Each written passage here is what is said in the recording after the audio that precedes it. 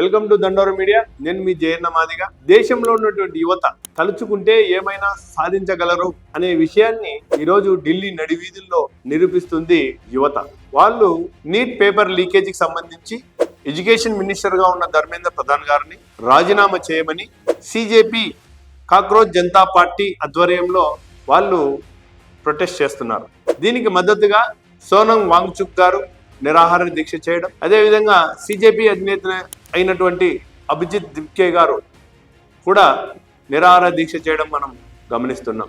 ఎన్నో రోజుల నుంచి కష్టపడి చదివి, ఎన్నో రోజుల నుండి నిద్రాహారాలు మాని ఎంతో ఖర్చు పెట్టుకొని చదివినటువంటి చదువు సింపుల్గా లీకేజీ పాలవడం.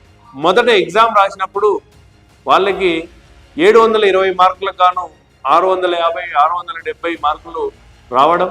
మరి రెండవసారి ఎగ్జామ్ రాసినప్పుడు వాళ్ళకి 500, 400, 420 మార్కులు రావడం అనేటువంటిది వాళ్ళను ఎవరైతే నీట్ ఎగ్జామ్కి కానీ మిగతా ఎగ్జామ్స్ కానీ ప్రిపేర్ అవుతున్నటువంటి యువతకు తీవ్ర ఆగ్రహం గురి చేసినట్టుగా మనం గమనిస్తున్నాం.